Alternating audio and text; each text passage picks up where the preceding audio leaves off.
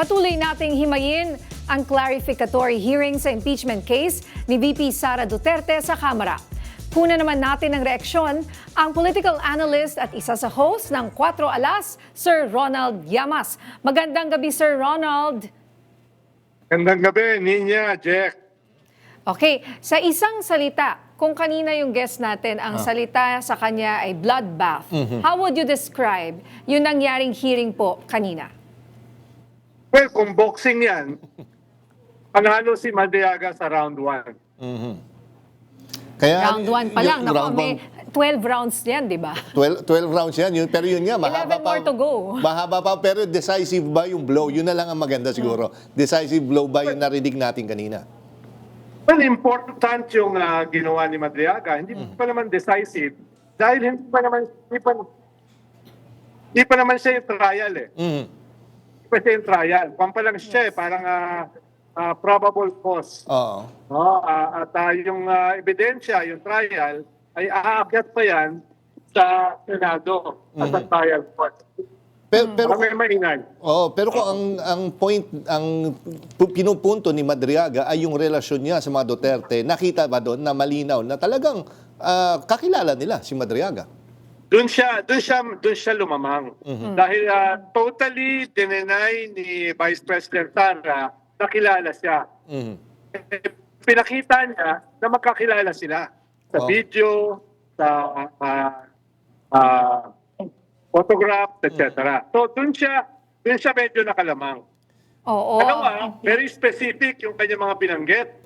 Yung sa usapin ng Parmali, yung head ng Parmali, na naging issue ng panahon ni Digong at saka ni Bongo, yung issue ng mga shabu na i-smuggle, na na-implicate allegedly si Mads Carpio. Nagkaroon pa nga ng hearing niyan sa Senado si Senator Trillanes noon. No? At tapos yung confidential fund na naubos daw in 24 hours. Very specific, sino binigyan, saan binigay, etc. So, kaya inuulit ko, medyo lamang siya. Dapat ang ginawa ng kampo ni Sara ay dumalo sila. Para nasagot nila o nabutasan nila yung testimony ni Madriaga. Pero dahil wala sila ron, talagang lumamang si Madriaga dito sa first round. Opo. Ano po sa inyo yung parang kumbaga key takeaway nitong hearing na ito sa mga isiniwalat ni Madriaga na pinaka siguro masasabi ninyong malaking dagok sa kampo ni VP Sara? Well, yung sinabi ko nga kanina, yung total denial ni Vice President Sara na hindi nakilala ito. Na hindi nakilala si Madriaga. Pero ipinakita na kakilala. May painting pa. If I'm not mistaken, yung painting kaya na nasa likod ni VP Sara, Yun yung sinasabing yun binigay daw niya. yung niregalo niya. Tama ba yung narinig ko? Yes. Yes. Medyo ano yun? Yes. Very special and very specific. personal. Yeah. Na-imagine Yes. doon sa picture Kaya- na yun, nandun yung binigay niyang painting. Na Kaya yun portrait yung- ng VP. Yes. Kaya naging very compelling yung kanyang testimony. Bagaman, ayaw ni Congressman Luistro na ungkatin ng husto yung laman ng kanyang testimony dahil man lang ito parang establishment ng probable cause or clarificatory. Dahil dapat sa Senado mag-uusapan yan. Pero yun nga, sir, nabanggit mo na rin si Congressman Luistro.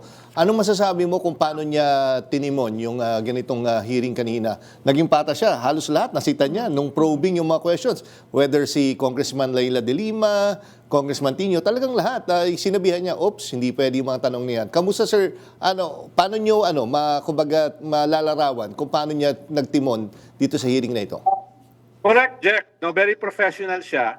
No, at very obedient siya dun sa ibinaba ng Supreme Court na rules ng impeachment, bagong rules. Kaya maingat siya. Ayaw niyang may masabi na nilalabag niya yung mga rules na binaba sa kanila ng Supreme Court a year ago. No? Kaya inuulit ko, medyo lamang dito si Madriaga dahil hindi tumalo yung kampo ni Vice President Sara Duterte At very compelling yung kanyang mga sinabi dahil very specific. Na napakita niya na siya ay insider. Hindi siya outsider na nanonood lang. Nasa loob siya. Kilala niya yung mga taong involved. Kaya very specific yung kanyang testimony.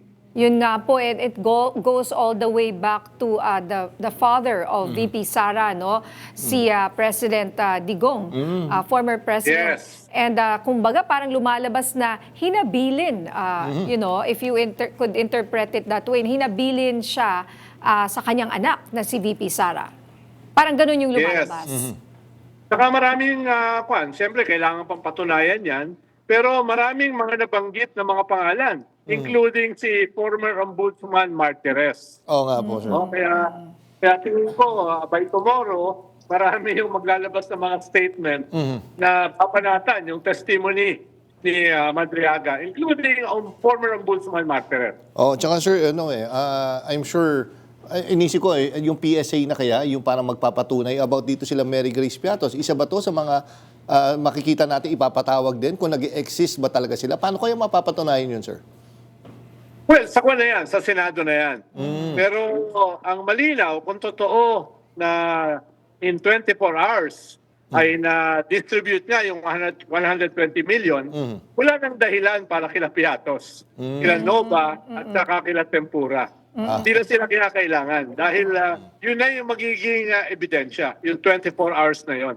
At Ayun. pwede pa dyan, makakorroborate, ay yung mga sundalo na kasama doon sa nagdala ng pera. Yun yung mahalaga, yung mga sundalo na yun. Biruin mo dun mismo sa, sa likuran o sa parking lot ng Office of the Ombudsman. Ombudsman, tsaka isa sa mall yata. Yes. Iba-ibang delivery. Hindi, meron sa Laguna, tapos meron sa isang restaurant dito sa Tomas Morato. Na pag-aari daw ni, pag-aari nga raw ni special, tama ba? Si Attorney Ryan Kilala ng Ombudsman. Yes. Kaya ngayon, changing the topic, yung kampo ni Vice President Sara. Ang nilalabas nila ngayon sa mga talking heads nila at sa social media ay bakit pinag-uukusan ng panahon itong 120 million na ito? Ang daming daan-daang bilyon na na-implicate dito latest corruption Yes. scandal. So binabago nila yung istorya. Oo nga. Sir, ganito, medyo po pangising na, pero tatanong ko lang sa inyo itong isang habol ko lang po, no? Sir, kaya lang, I'm sure napanood nyo yung nagkaroon pa ng press con, yung sinasabing Rage Coalition. Kung ano man ibig sabihin ng letter E na sinabing hindi mapaliwanag. Pero sir, naniniwala ba kayo? Maraming sabi, plan B na daw ng Duterte camp, si Baste Duterte. Ano pong analysis nyo dyan? Inamin ni Mike Defensor na plan B nga. Kanina sa story ko, sinamin niya na plan B talaga. Si Baste. Kung sakaling matuloy ang impeachment. No? Pero mas ang purpose kasi ng Rage ay panakot yan sa mga kongresista na boboto sa impeachment. Kasi galit kami. At kung boboto kayo sa impeachment, ay tatamaan kayo ng aming galit. So hindi loss on everyone na ito ay calculated. Ginawa itong raid almost on the eve of the Justice Committee hearing. Yeah. All right. Maraming salamat, Sir Ronald Llamas. Ingat, sir. Salamat din, Jack, tsaka Nina.